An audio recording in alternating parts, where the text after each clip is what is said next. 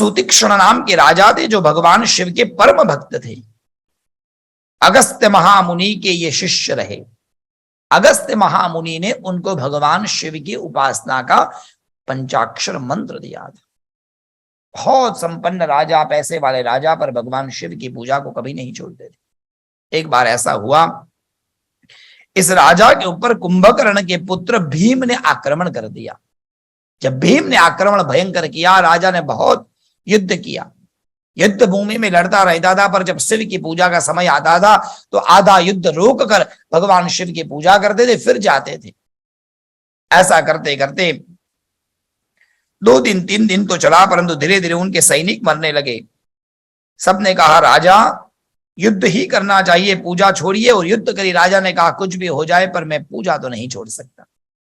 शिव की पूजा करने बैठे, उसने आक्रमण किया था, कई असुर मर गए, और करते करते करते वो जो भीम था, उस भीम ने इस राजा पर आक्रमण किया जब वो शिव पूजा कर रहे थे। लोगों ने कहा राजा लड़ो। राजा ने कहा मैं शिव पूजा को नहीं छोड़ सकता। इतनी दृढ़ आसक्ति थी शिव पूजा में। शिव पूजा करने लगे, करते करते करते करते जो भीम नाम का राक्षस था, उसने जब आक्रमण किया तो राजा ध्यान में थे, और जैसे ही प्रहार करने गया राजा के ऊपर, तुरंत शिवलिंग से भगवान प्रकट हुए और उसके प्रहार को भगवान ने अपने हाथों से रोक लिया। और भीम के प्रहार को जब रोका तो भीम की मति सुधर गई, चरणों में पड़ गया, भगवान मैं तो राक्षस हूं, कुंभकर्ण का पुत्र हूं। आपके बाप के बारे में हमने हमारी माता से बहुत सुना था, पर आज हमने आपका अनुभव कर लिया।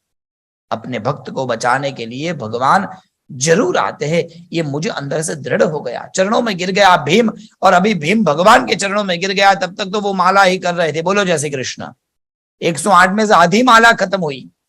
भीम ने कहा राजा उठो, महादेव खड़े हैं, पर नहीं उठा, उसकी माला एक माला पूरी हुई। आंखें बंद की और जैसे ही आंखें खोली भगवान महादेव खड़े। राजा चरणों में गिर गए, भगवान की स्तुति गाई, भगवान की प्रार्थना की। भगवान आपने मुझे बचाने के लिए इतना बड़ा कष्ट लिया, आपने इस प्रहार को अपने हाथों पर झेला, क्षमा मांगता हूं। भगवान की स्तुति हुई, पर भगवान बहुत खुश हुए। उस राक्षस भीम ने भी भगवान की स्तुति गाई, वो भी सुधर गया। भगवान ने राक्षस की मति को सुधार दिया। भीम ने भी कुछ पुष्प लेकर महादेव के शिवलिंग पर अर्पण किए। भगवान दोनों पर खुश हुए। मांगो क्या चाहिए। राजा ने तो कुछ नहीं मांगा, पर भीम ने मांगा प्रभु ऐसी कृपा करिए कि मेरे ये शरीर मेरा छूट जाए और मैं आपकी भक्ति में लग जाऊं। भगवान ने कहा ठीक है भीम, आज के बाद में तुम्हारा शरीर समय आने पर छूटेगा, तुम भी शिव भक्त बनोगे, और तुमने भी इस शिवलिंग की पूजा की है, इसलिए आज से इस शिवलिंग को लोग भीमा शंकर के नाम से जानेंगे। बोलिए भीमा शंकर भगवान।